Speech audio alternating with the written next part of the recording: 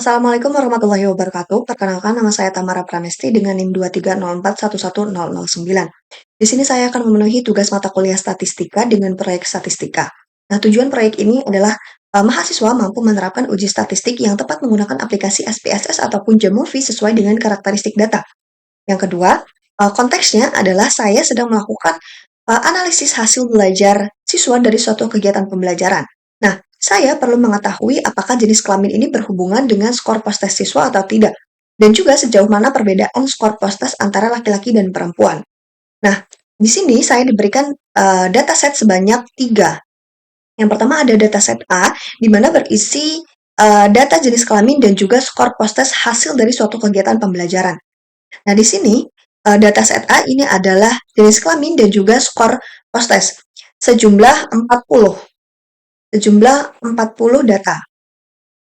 Dataset B di sini adalah dataset A yang ditambahkan 2 outlier untuk laki-laki dengan skor postes masing-masing 5 dan juga 2 outlier untuk perempuan dengan skor masing-masing 100. Nah, di sini. Jadi, total data yang di dataset B ini sejumlah 44 data. Nah, untuk dataset C di sini adalah dataset A di mana skor postes diganti dengan kategori, yaitu rendah, sedang, dan tinggi. Di sini juga saya telah membuat kategori skor untuk rendah, sedang, dan tinggi dari skor postes. Selanjutnya, saya akan menganalisis ketiga data tersebut menggunakan aplikasi SPSS.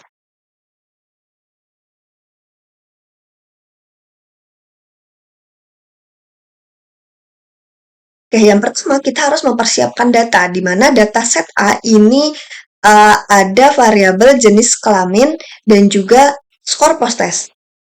Sebelumnya di sini saya telah memasukkan variabel data sebanyak 4. Yang pertama ini jenis kelamin, skor postes. Yang ketiga ada kode jenis kelamin, di mana di sini jenis kelaminnya hanya berupa data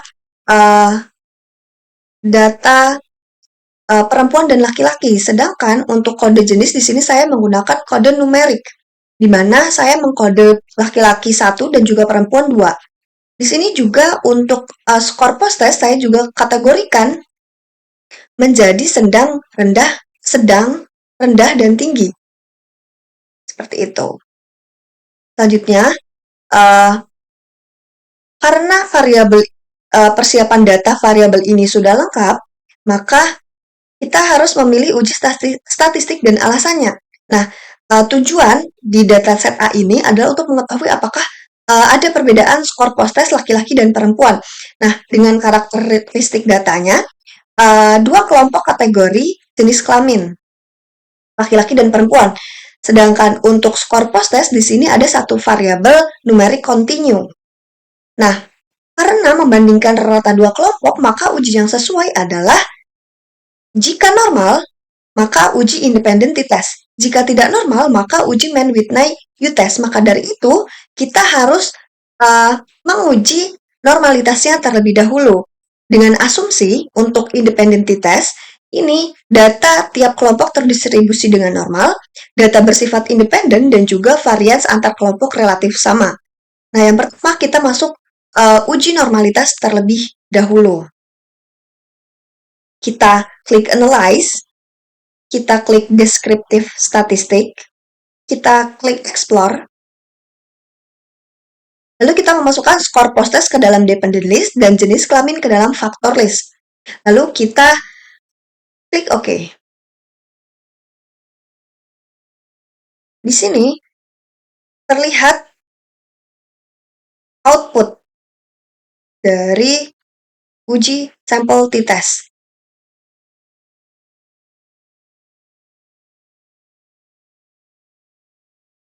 Nah, di sini ada test of normality, di mana nilai sig ataupun p-value dari laki-laki ini 0,216, sedangkan untuk perempuan ini 0,485, di mana keduanya ini, kedua kelompok data ini, p-value-nya adalah lebih besar daripada 0,05, maka data ini terdistribusi secara normal, sehingga memenuhi uji t-test.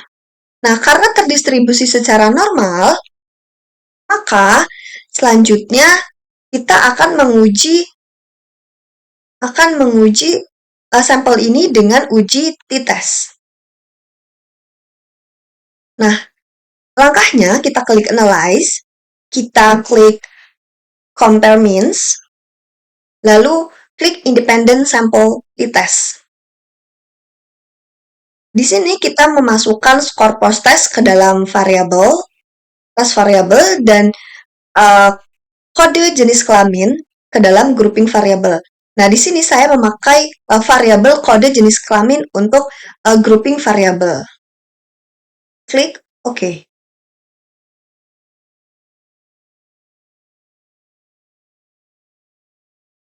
Nah, di sini terlihat output dari uji t-test yang telah kita lakukan.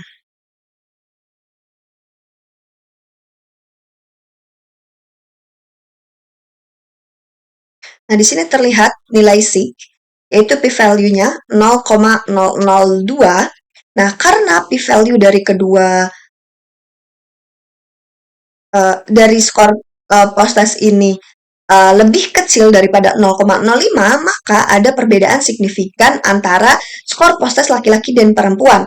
Artinya, jenis kelamin ini memang mempengaruhi hasil dari skor post-test siswa di data set A ini. Nah, selanjutnya, untuk hasil uji T, di sini saya juga menghitung untuk T hitung sebesar 3,254.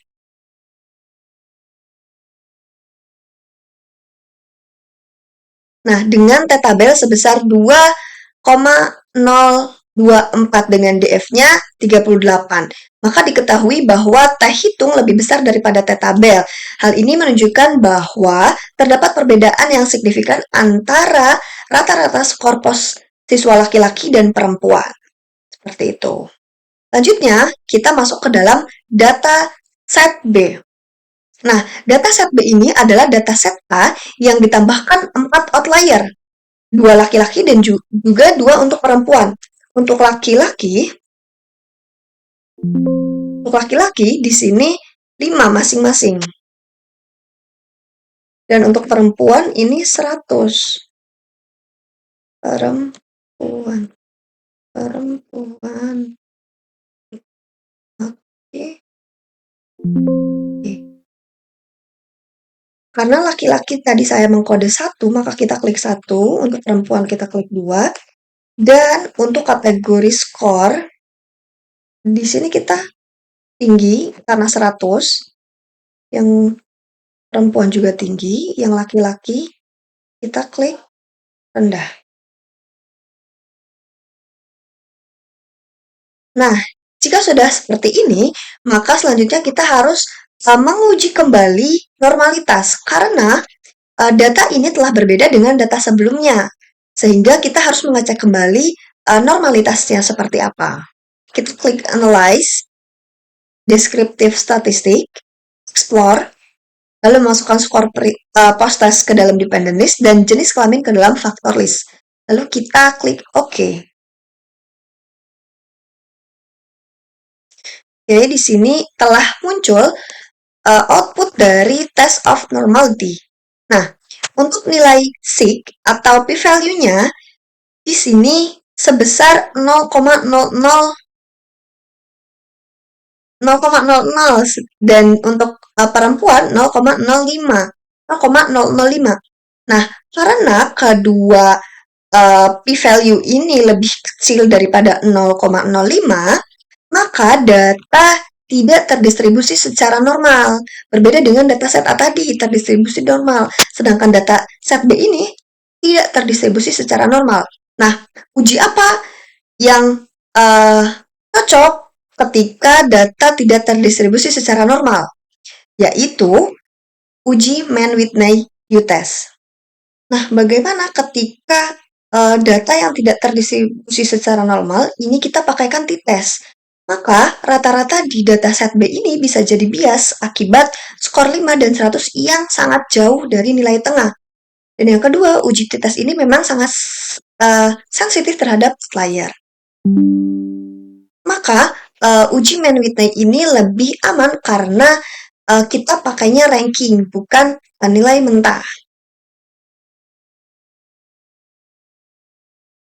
Oke, karena kita ketahui bahwa setelah ditambahkan 4 outlier, maka normalitasnya tidak terdistribusi secara normal, maka uji yang cocok adalah uji Man-Whitney di SPSS. Nah, langkah pertama kita harus memastikan jenis kelamin ini dalam bentuk numerik. Karena kan di sini jenis kelamin masih dalam alfabet, maka kita harus mengkode jenis kelamin tersebut. Saya kode di sini laki-laki 1 dan perempuan 2. Nah, setelah mengkode, lalu kita lanjutkan ke dalam uji Man-Whitney U. Kita klik Analyze, lalu kita klik Non-Parametric Test, lalu kita klik Legacy Dialogues, lalu kita klik to independent samples. Nah, di sini kita memasukkan skor post-test ke dalam tes variabel dan kode jenis kelamin ke dalam grup variabel. Di sini juga saya telah mengkode jenis kelamin yang telah tadi saya jelaskan, laki-laki 1 dan perempuan 2. Kita klik OK. Oke, di sini kita lihat output dari uji Man-Whitney test. Kita lihat bahwa p-value-nya adalah 0,093, di mana 0,093 ini lebih besar daripada 0,05. Maka K0-nya diterima. Artinya, tidak ada perbedaan yang signifikan antara skor post-test berdasarkan jenis kelaminnya. Maka perbedaan rata-rata ranking kedua kelompok ini tidak cukup kuat secara statistik untuk dinyatakan signifikan. Seperti itu untuk data set B ini. Nah, bagaimana perbandingan dengan data set A? Nah, tadi kan data set A ini terdistribusi secara normal, maka kita pakai independent t-test dengan p-value-nya 0,0024 sehingga kesimpulannya adalah ada perbedaan yang signifikan. Nah, pada data set B ini ketika kita uji normalitas kembali, hasilnya adalah tidak terdistribusi secara normal karena adanya outlier. Maka uji statistik yang cocok adalah uji Man-Whitney U-test, di mana p-value-nya menjadi 0,093 dengan hasil bahwasanya tidak ada perbedaan yang signifikan. Nah, karena adanya outlier tadi, maka distribusi ini akan rusak. Dari p-value-nya ini akan naik drastis dari 0,0024 sampai dengan 0,093. Nah, maka kesimpulannya bahwa hasil kesimpulan ini bisa berubah hanya karena dengan 4 outlier. Inilah kenapa bahwasanya outlier ini memang sangat berpengaruh dalam uji statistik ini. Selanjutnya kita masuk ke dalam dataset C, di mana dataset C ini merupakan data set A yang diubah nominal menjadi kategorikal.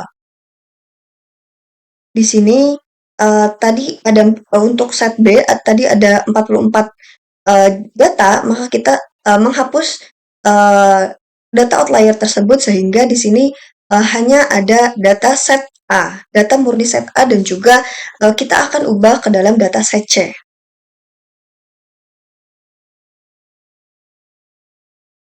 Nah, karena variabel jenis kelamin ini awalnya alfabet, maka kita harus mengubahnya ke dalam numerik, yaitu laki-laki 1 dan juga perempuan 2. Nah, untuk kategori skor juga di sini numerik, sehingga kita harus mengubahnya ke dalam kategorikal, yaitu tinggi, rendah, dan sedang. Nah, karena dua-duanya adalah kategorikal, maka uji yang tepat untuk mengetahui apakah ada hubungan antar dua variabel kategorikal adalah uji chi-square test of independence. Nah, tujuan dari uji square di dataset C ini adalah untuk mengecek apakah jenis kelamin berhubungan dengan kategori skor tes rendah, sedang, atau tinggi.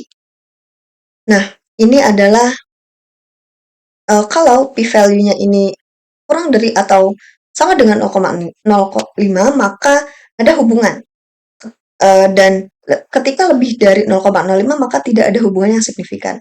Nah, kenapa di dataset C ini tidak bisa memakai t-test ataupun man-width index? Karena di t-test dan juga man-width ini dipakai untuk data numerik kontinu. Sedangkan di dataset C ini sudah menjadi kategori sehingga tidak bisa dihitung rata-rata atau rankingnya lagi. Nah, yang dicek di sini adalah frekuensi tiap kategori dalam tiap kelompok, sehingga cocoknya kita memang menggunakan chi-square.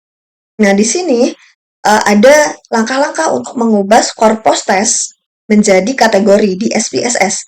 Tetapi saya sudah mempraktekannya sehingga sudah ditemukan kategori skornya seperti ini. Selanjutnya, kita langsung saja untuk uji chi-square di SPSS. Kita klik Analyze.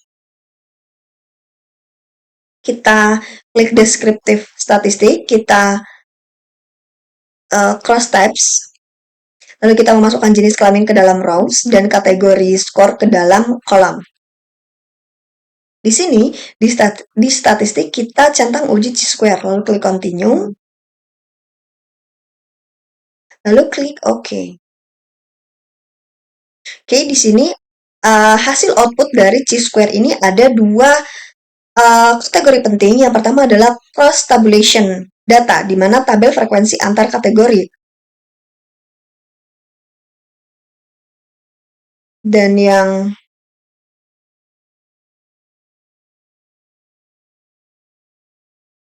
kedua ada tabel chi-square testnya. Nah, di mana untuk tabel chi-square testnya ini, person chi-square di sini value-nya adalah 5.400, DF-nya 2, dan juga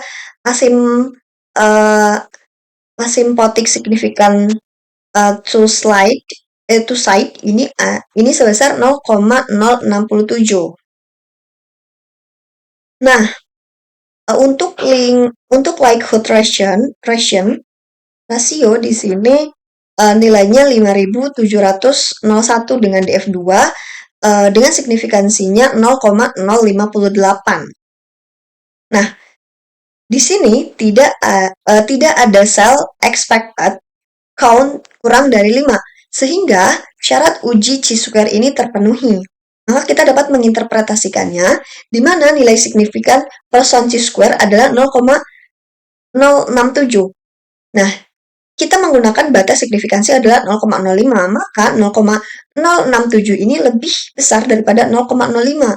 Sehingga kesimpulannya, tidak terdapat hubungan yang signifikan antara jenis kelamin dan kategori skor pada dataset C ini. Nah, perbedaan distribusi skor antara laki-laki dan perempuan ini tidak cukup kuat secara statistik untuk dinyatakan berbeda secara signifikan. Baik, di sini ada perbandingan analisis dari ketiga dataset. Yang pertama, di sini ada beberapa aspek yang akan saya bandingkan. Yang pertama ada jenis data, di mana dataset A ini datanya numeric continue, dataset B ini numeric continue plus outlier, dan dataset C ini adalah kategori.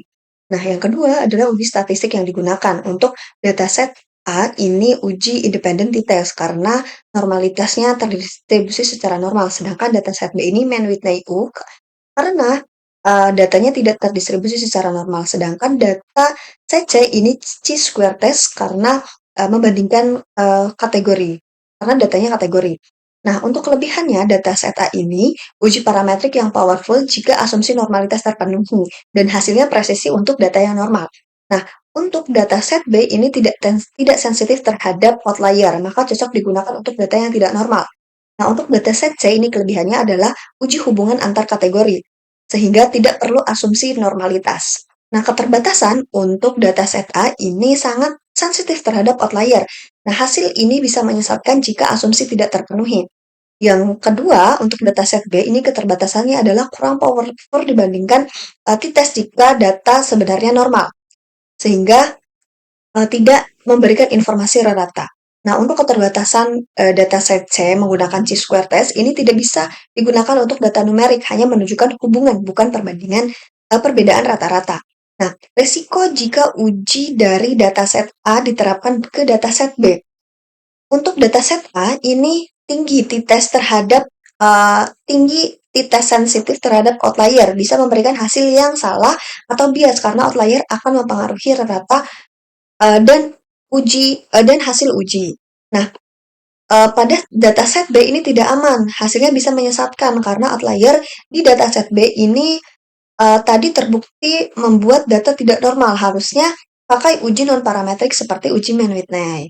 Nah, dampak hasil analisis terhadap proses belajar dan kebijakan pembelajaran.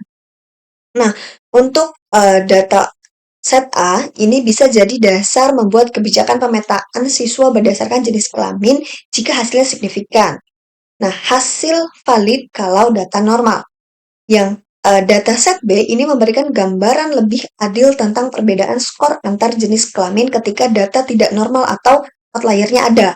Lebih realistis untuk kondisi data di lapangan. Yang dataset C ini memberikan informasi tentang kecenderungan kategori hasil belajar antar jenis kelamin. Bisa digunakan untuk menentukan perlakuan berbeda per kelompok kategori.